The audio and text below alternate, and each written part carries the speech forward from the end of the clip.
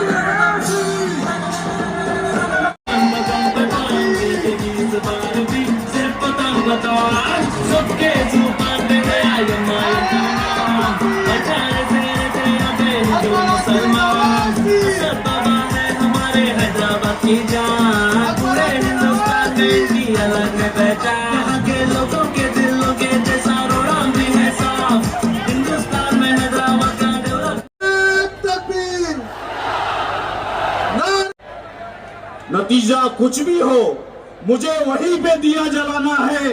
और हवेली वाले मेरी सिमत यूं हकारत से ना देख, मुझे यहां नहीं जन्नत में घर बनाना है।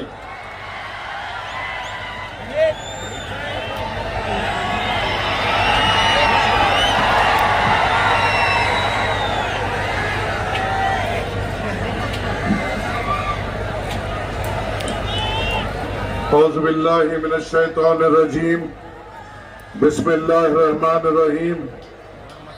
सैनशीं पे तशरीफ फरमा तमाम उम्मीदवारान मजलिस इत्तेहादुल मुस्लिमीन नगर पालिका धूलिया, मेरे भाई महमूद कादरी साहब, हुसैनी साहब, नसीर साहब, सिद्दीक साहब, दीगर जिम्मेदारान मजलिस इत्तेहादुल मुस्लिमीन धूलिया, यहाँ पे बैठे हुए कौम के बुजुर्गों, मेरे नौजवान साथियों, बसे पर्दा बैठकर सुनने वाली मेरी इज्जतदार माँ और बहनों, अस्सलाम वालेकुम व रहमतुल्लाहि व बरकातुहू। आज की ये अजीम शान सभा, आज का ये जन सैलाब, आज जो जोश और जुनून धुलिया शहर में दिखाई दे रहा है, इंशाअल्लाह इस बात का ऐलान कर रहा है कि मजलिस इत्तेहादुल मुस्लिमीन भारी अक्सरियत से धुलिया में कामयाब होगी इंशाअल्लाह ताला। मुझे यकीन है आप पर, मुझे यकीन है मेरे बुजुर्गों पर, मुझे यकीन है मेरी इज्जतदार माँ और बहनों पर कि वो इंशाअल्लाह ताला 15 तारीख के दिन निकलकर पतंग के निशान पर वोट डालकर बैरिस्टर असदुद्दीन अवैसी साहब के तमाम उम्मीदवारों को कामयाब करेगी इंशाअल्लाह ताला। याद रखो, आपके सामने आज मुखातिब हो रहे हैं और ये आखिरी सभा है इस चुनाव की। इस चुनाव में हमने पिछले 10 दिन से, चाहे वो मैं हो, महमूद कादरी साहब हो, नसीर साहब हो, हुसैनी पाशा साहब हो, गौस साहब हो, दीगर कायदीन हो, हम सब ने आपके बीच में आकर वक्त और हालात रखे, आपके सामने बात रखी, आपके सामने ये भी रखा कि क्यों मजलिस इत्तेहादुल मुस्लिमीन जरूरी है, आपके सामने ये भी बात रखी कि कौन हमारा किससे हमारा मुकाबला हो रहा है और वो कौन लोग हैं। आज यहाँ पर 15 तारीख के दिन जो फैसला होगा वो हक और बातिल का फैसला होगा। मजलूम की जंग अहंकारियों से होगी, गरीबों की जंग घमंडियों से होगी और इंशाअल्लाह मुझे यकीन है मजलूम घमंडियों को हराएंगे, गरीब पाखंडियों को हराएंगे और धुलिया में इंशाअल्लाह ताला हरा परचम लहराएगा इंशाअल्लाह ताला। यहां पर जो हाल है, ऐसा हाल है कि मजलिस इत्तेहादुल मुस्लिमीन का मुकाबला एक तरफ भाजपा के साथियों से है तो दूसरी तरफ उद्धव ठाकरे और राज ठाकरे के साथी कांग्रेस से है। एक हमें सामने से खंजर मारता है तो दूसरा हमारे बर्बादी के दास्तानों में पीछे से मदद करता है, और जब सामने आता है मासूम बनकर सामने आता है। याद रखिए 15 तारीख के दिन जब फैसले का दिन होगा, जब आप घर से निकलेंगे अपने उम्मीदवारों को चुनने, तो याद रखना मजलिस का मुकाबला किससे है। एक तरफ मजलिस का मुकाबला उन पाखंडी घमंडी गुंडागर्दी में यकीन रखने वाले अजितगढ़ से होगा, जो गरीबों को डराना जानते हैं, जो मजलूमों को धमकाना जानते हैं। और इंशाअल्लाह 15 तारीख के दिन ये अजितगढ़ की घड़ी के जो घमंडी जो गुंडागर्दी का खात्मा इंशाअल्लाह इस दुलिया शहर में होगा इंशाअल्लाह ताला। और इन गुंडागर्दी करने वालों को ये भी पैगाम देना है, ये लोग समझते हैं कि ये किसका भी झंडा लेकर आ जाए, गुंडागर्दी की बुनियाद पर और पैसों की बुनियाद पर आवाम को डराएंगे या खरीदेंगे। याद रख लो है मुसलमानों, अजितगढ़ घड़ी छाप भाजपा की साथी है, अजितगढ़ घड़ी छाप शिंदे की साथी है। घड़ी छाप को वोट देना भाजपा को वोट देने के बराबर है, घड़ी छाप को वोट देना शिंदे के तो वोट देने के बराबर है। घड़ी छाप को वोट देना बीजेपी को ये पैगाम देने के बराबर है कि हम तुम्हारे साथी अजित पवार को भी कामयाब कर सकते हैं। घड़ी छाप को वोट देना बीजेपी को ये पैगाम देगा कि तुम औकाफी बिल जो लाए हो मुसलमान तुम्हारी तारीफ करता है। अगर एक मुसलमान घड़ी छाप को वोट देगा तो वो बीजेपी को ये पैगाम देगा कि तुमने जो शरीयत का बिल लाया है हम तुम्हारी तारीफ करते हैं। एक वोट घड़ी छाप को अगर मुसलमान देगा तो वो ये बात की गवाही बीजेपी को देगा कि तुमने जो एनआरसी एनपीआर सीए लाया है हम तुम्हारा साथ देते हैं। क्या बताओ आप वक्फ बिल के साथ है? क्या आप शरीयत का बिल जो हम पर लाया गया क्या हम उसकी तारीफ करते हैं?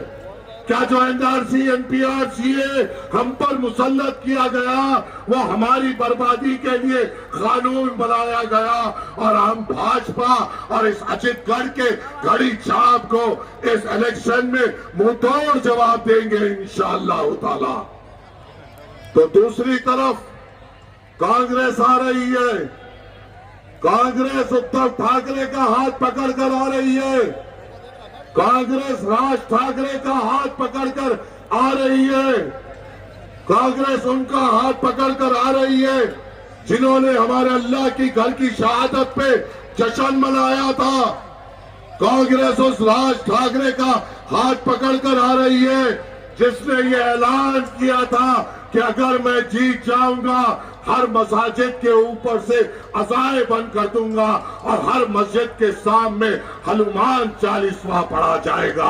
और आज कांग्रेस उनका हाथ पकड़कर हमारे बीच में आ रही है। क्या हम इस कांग्रेस को जवाब देंगे इंशाअल्लाह? देंगे इंशाअल्लाह? क्या देंगे इंशाअल्लाह? ये समझते हैं, ये नादान है, ये समझते हैं कि अवाम को पैसों पे तोला जाएगा। आज उनकी नींद उड़ेगी इंशाअल्लाह। इस मजबे को देखकर आज ना हलक से खाना उतरेगा, ना आज की नींद होगी, ना कल की नींद होगी। अगर नींद लगी तो अकबरुद्दीन अवैसी साहब दिखेंगे और हैबत तारी होते हुए आज ये उठेंगे इंशाअल्लाह। आज इनके जमीन में, इनके दिल में जो ये गरीबों के दिल में डर बिठाते थे, आज वो शख्स आ रहा है जो इनके दिलों में डर क्या होता है वो बिठाएगा इंशाअल्लाह। बेटा, तुमने बड़ी कोशिश की इस सभा को नाकामयाब करने की, बड़ी ताकत लगाई इस सभा को नाकामयाब करने की। कर लो मुकाबला अकबरुद्दीन अवैसी साहब से, बुला लो तुम्हारे राहुल गांधी को, बुला लो तुम्हारे अजित पवार को, बुला लो तुम्हारे शिंदे को। इतना मजमा जमा करने घर बेचना पड़ेगा। ये जो मजमा यहाँ पे ठहरा हुआ है, ये अकबरुद्दीन अवैसी की मोहब्बत में आया है, खुद का तेल डालकर आया है, खुद की गाड़ी पर आया है, दिल में मोहब्बत रखकर आया है, हरे परचम को बुलंद करने आया है। और इंशाअल्लाह 15 तारीख के दिन ये मजमा दुनिया में सिर्फ आसमानों में पतंग को लहराएगा इंशाअल्लाह। अरे नादानो, हमसे मुकाबला करने चले हो, ये मोहब्बतों का कैसे मुकाबला करोगे? मेरी इज्जतदार माए हजारों की तादाद में आई है, अपने घरदार को छोड़कर आई है, अपने बच्चों को गोद में लेकर आई है। सिर्फ मोहब्बत है कौम से और इस हरे परचम को बुलंद करने आई है। मैं सलाम करता हूँ मेरी माओं को, मैं सलाम करता हूँ मेरी इज्जतदार बहनों को जो हौसला और जो हिम्मतें उन्होंने बताई, तारीख रच दी आज। है मेरे गयूर लोगों, आपको पता है जिसको आप सुनने आए हैं वो कौन है? नाम से आप जानते हैं, आवाज भी आप पहचानते हैं, नुमाइंदगी भी आप देखते हैं।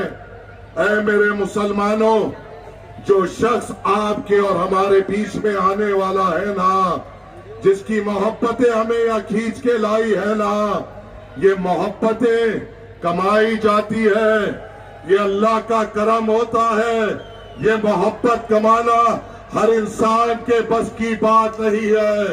अल्लाह ताला अवाम के दिलों में मोहब्बत डालता है उस शख्स के लिए जिससे वो राजी होता है।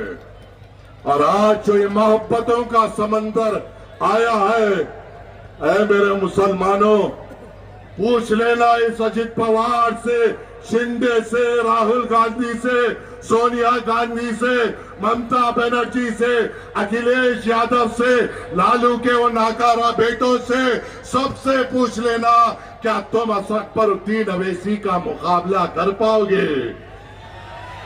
अरे इन लोगों ने तो हुकूमतें की है, इन लोगों ने तो मुख्यमंत्री की कुर्सी पे बैठे हैं, इन्होंने सरकारें चलाई है। जो शख्स के लिए आप और हम आए हैं, ऐ मेरे मुसलमानों, हैदराबाद में ये शख्स ने कई गरीबों के घर में तालीम पहुंचा दी अपने जाती पैसों से। बताओ कौन है जो एक आमदार? हमने इतने आमदारों को चुना, हमने इतने खासदारों को चुना, उन्होंने हमारी कौम के लिए क्या किया? उन्होंने हमारे लिए क्या किया? हमारी गुर्बत के लिए क्या किया? हमारी तालीम के लिए क्या किया? हमारे रोजगार के लिए क्या किया? कभी हैदराबाद आ जाना और अकबरुद्दीन अवैसी साहब के चलाते हुए इदारे देख लेना। पता है, एक नहीं दो नहीं, 200 नहीं, 200 नहीं, 1000 नहीं, 1000 नहीं, 2000 नहीं, 2000 नहीं, 5000 नहीं, 5000 नहीं, 10,000 नहीं, 10,000 नहीं, 15,000 नहीं, 20,000 से जायद गरीब यतीम जिनके सर पे वालिदैन का या वालिद का साया नहीं है, 20,000 से जायद बच्चों को तालीम फ्री में देने वाले का नाम अकबरुद्दीन अवैसी है। पता है कितने? ये जो शख्स आपके बीच में आ जाने वाला है, ये शख्स वो है जो यतीमों के सर पर अपना शफकत का हाथ रखता है। ये जो शख्स आज आपके बीच में आपसे बात करने आ रहे हैं, ये वो शख्स है जो मजलूमों के आंसू पोंछते हैं। ये वो शख्स है जो हमेशा ये बयान करते हैं कि कहीं भी जुल्म हो हम आपके लिए हैं। ये वो शख्स है कहीं पे हमारे ऊपर आफत होती है और हमारे घरों को उजाड़ा जाता है, उन घरों की हिम्मत बनने वाले का नाम अकबरुद्दीन अवैसी है।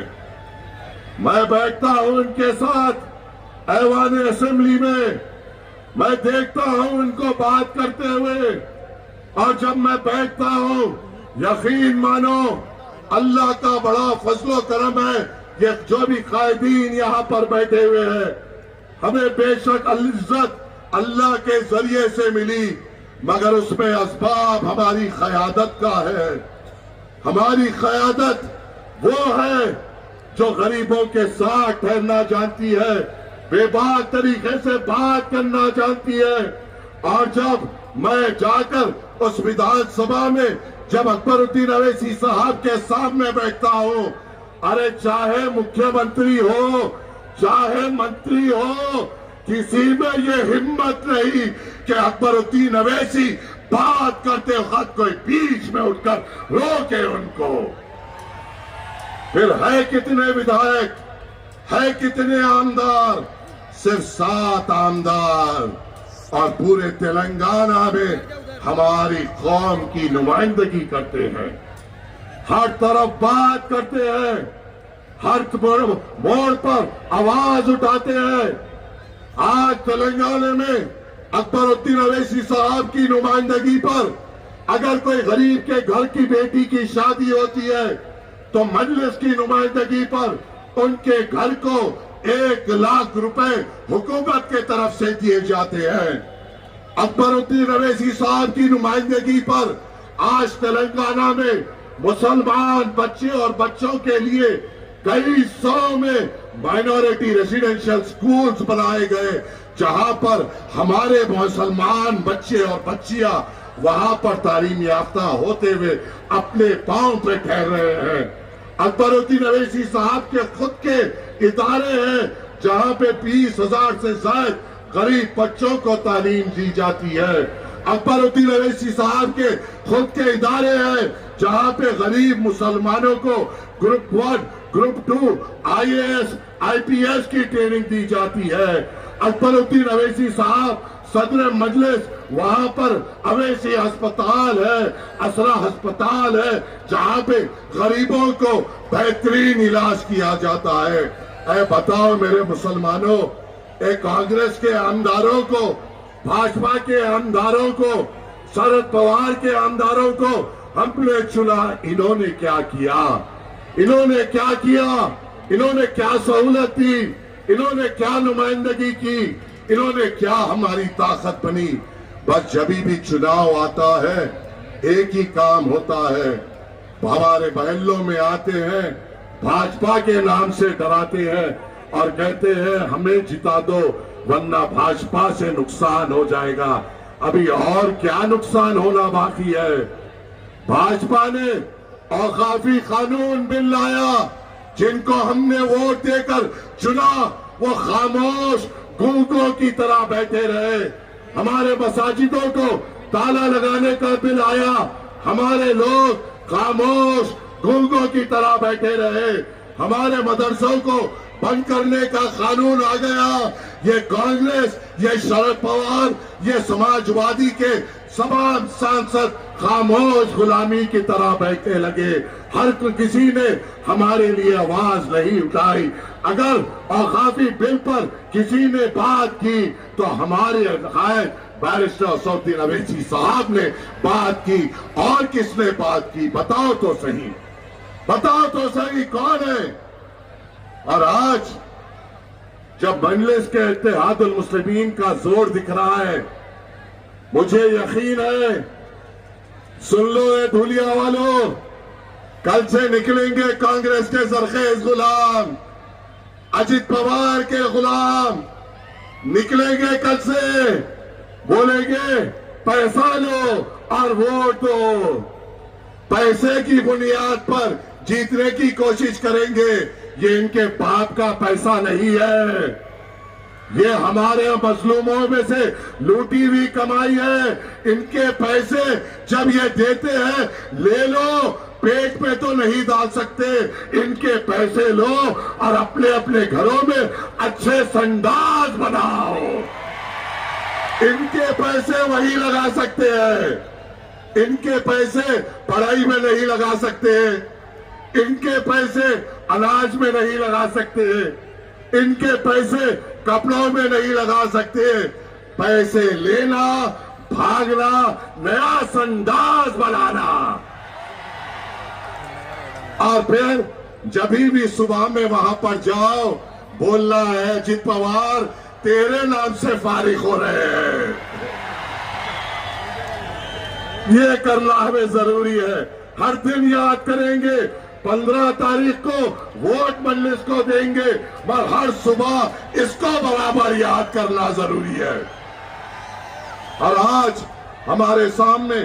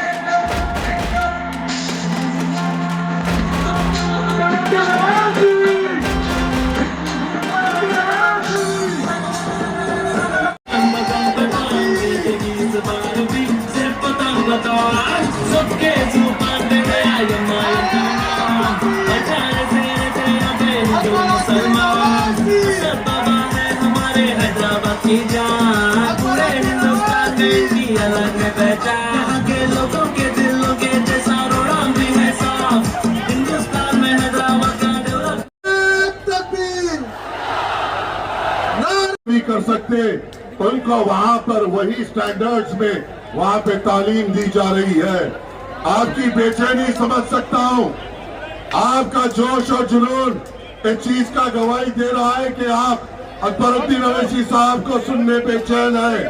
इंशाल्लाह वो आपके सामने आएंगे, थोड़ा वक्त है, थाम के बैठिए अपने आप को। ऐ मेरे गयूर लोगों, ऐ मेरे मुसलमानों, ऐ धुलिया की बहादुर लोग जनता, अब हमें फैसला करना है कि 15 तारीख को हम किसको नुमाइंदगियां बनाएंगे। ये चुनाव हमारे सियासी वजूद का चुनाव है। ये चुनाव हमें ये पैगाम देना है कि हमने अपनी सियासी जमात और अपनी क़ियादत को चुन लिया है। आज हिंदुस्तान में सब समाजों ने अपने अपने नेताओं को चुन लिया, अपने अपना सियासी वजूद बनाते हुए हिंदुस्तान में ऐलान कर दिया। आज हमें ऐलान करना है कि हमारा सियासी वजूद मजलिस-ए-इत्तेहादुल मुस्लिमीन है। हमारा सियासी नेता असदुद्दीन अवैसी साहब और अकबरुद्दीन अवैसी साहब है। हमारी बेबाक आवाज मजलिस-ए-इत्तेहादुल मुस्लिमीन है और हमारा परचम हरा है और हमारा निशान पतंग छाप है। बताओ है मेरे गयूर लोगों, इतना बड़ा मजमा यहाँ पे मौजूद है, एक के बाद एक हम पर काले कानून मुसल्लत किए जा रहे हैं। हर एक कानून ये सोचकर बनाए जा रहे हैं कि मुसलमानों को किस तरीके से तकलीफ दी जाए। हर एक कानून एक साजिशी तौर पर बनाए जा रहे हैं कि किस तरीके से हमको परेशान किया जाए, हमें सताया जाए, हमें डराया जाए। इतने बड़े मजमे में मौजूद होने वाले मेरे बुजुर्गों, मेरे नौजवान साथियों और हजारों की तादाद में आने वाली मेरी सत्तार पर्दानशी मां और बहनों, क्या हमें नहीं पता हमारा सदन में कोई आवाज नहीं, यहाँ की विधानसभा में कोई हमारी आवाज नहीं, कोई हमारे लिए बात करने तैयार नहीं, कोई हमारे लिए ठहरने तैयार नहीं। जब भी चुनाव आता है आ जाते हैं भीख का कटोरा लेकर, ये कांग्रेस के जरखेज गुलाम, ये अजीतगढ़ के गुंडे आकर हमारे दरों पर आकर भीख मांगते हैं, और जब चुनाव होता है यही गुंडे हमारे सरों पर नाचते हैं, हमें डराते हैं, धमकाते हैं। बताओ मुझे, जब पार्लियामेंट में हमारे खिलाफ जो काला कानून लाया गया, हमारे खिलाफ जो औकाफी बिल लाया गया, वो क्यों लाया गया? क्या हमें तकलीफ पहुंचाने नहीं लाया गया? क्या हमें सताने नहीं लाया गया? क्या औकाफी बिल हमारे मसाजिदों को ताला लगाने नहीं लाया गया? क्या औकाफी बिल का मंसूबा हमारे मदरसों को बंद करने का नहीं है? क्या ये औकाफी बिल हमारे खानखाए, हमारे कब्रिस्तानों को बुलडोजर चलाने का नहीं है? और ये जब मंसूबा बनाया गया, ऐ मेरे गयूर लोगों, जवाब दो, क्या आपकी आंखों ने राहुल गांधी को हमारी औकाफी बिल पे बात करते हुए देखा? क्या हमारी आंखों ने अखिलेश यादव को हमारे औकाफी जायदादों के लिए बात करते हुए देखा? क्या हमारी आंखों ने क्या लालू के बेटों को देखा? क्या हमारी आंखों ने सोनिया गांधी को हमारी औकाफी जायदादों के लिए लड़ते हुए देखा? क्या उसकी बेटी प्रियंका गांधी को देखा? क्या तृणमूल की ममता को देखा? क्या शरद पवार को देखा? क्या हमारी आंखों में नरेंद्र मोदी और उसके बातिल फौज के सामने बैरिस्टर असदुद्दीन अवैसी साहब को ठहर कर उनको ललकारते हुए हमारे हक में वो जो कानून था उसको फाड़ कर फेंकते हुए देखा या नहीं देखा? देखा या नहीं देखा?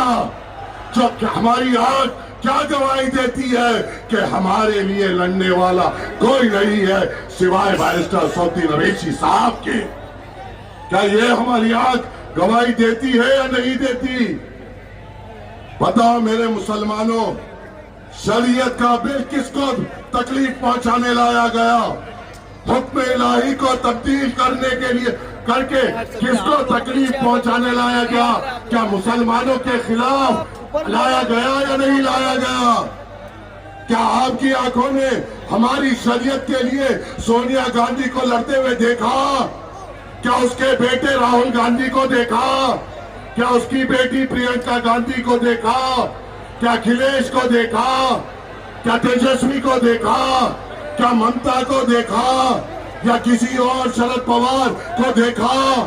हमारी शरीयत के लिए एक ही शख्स उठे, हमारे लिए लड़े, हमारी शरीयत की हिफाजत के लिए बीजेपी के सांसदों के सामने हमारे लिए बात की। क्या ये गवाही आपकी आंख नहीं देती? जब आपकी आंख ने ये देखा, औकाफ पे लड़ने वाले असदुद्दीन अवैसी साहब, शरीयत पे लड़ने वाले असदुद्दीन अवैसी साहब, तो हमारी कौम की नुमाइंदगी कौन करता है? बताओ मेरे मुसलमानों, एनआरसी, एनपीआर, सीए किसको तकलीफ पहुंचाने लाया गया? किसकी शहरियत के दस्तावेज पूछने लाया गया? क्या हम मुसलमानों को तकलीफ पहुंचाने लाया गया या नहीं लाया गया? क्या एनआरसी, एनपीआर, सीए पे आपकी आंखों ने राहुल गांधी को बात करते हुए देखा? क्या आपकी आंखों ने उनकी मां सोनिया गांधी को देखा? क्या आपकी आंखों ने प्रियंका गांधी को ये सवाल करते हुए देखा कि मुसलमानों से दस्तावेज क्यों लिए जा रहे हैं?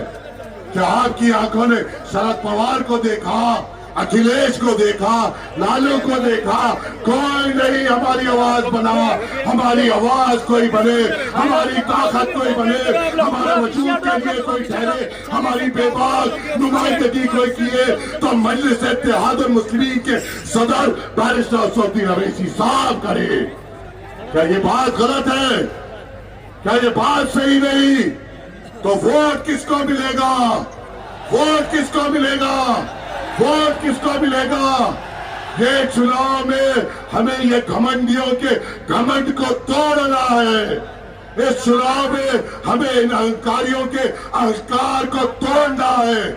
हमें घड़ी को अपने पांव तले रोदना है। हमें ऐसे खूनी पंजे को पहचानना है जो हमारे पीठ में खंजरें भोंकता है। आज आपके सामने बहुत बेचैन थे जब यहां पर आकर सदर साहब ने यह ऐलान किया कि इंशाअल्लाह ताला 12 तारीख के दिन दुनिया में बादल फटकर सैलाब आएगा। जब ये ऐलान हुआ, इन घमंडियों और इन पाखंडियों के पांव के नीचे से जमीन निकल गई। अब होगा, अब मजा आएगा। तुम्हारा घमंड चुकना चूर अल्लाह कराएगा इंशाअल्लाह। तुम्हारी गुंडागर्दी खत्म होगी इंशाअल्लाह ताला।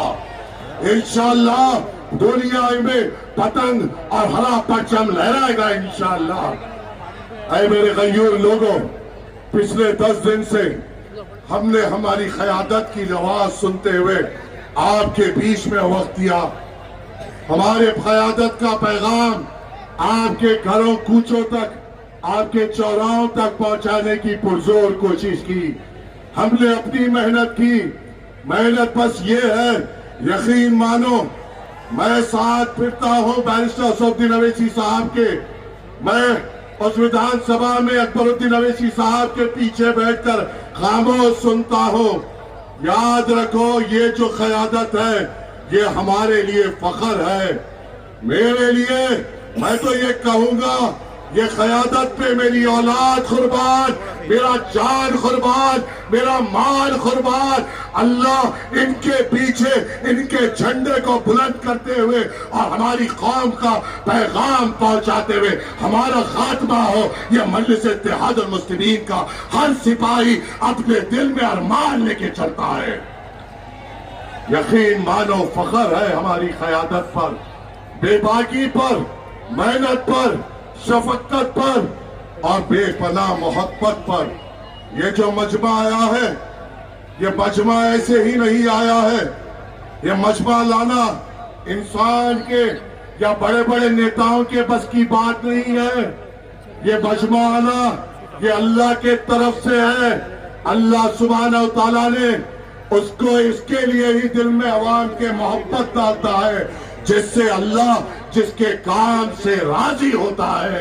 और आज जो ये मोहब्बतों का समंदर अकबरुद्दीन अवैसी साहब के लिए आया, इनके काम, इनकी कारकर्दगी, इनकी बेखौफ नुमाइंदगी और क़यादत का नतीजा है कि अल्लाह ताला ने आपके दिलों में मोहब्बत डाले।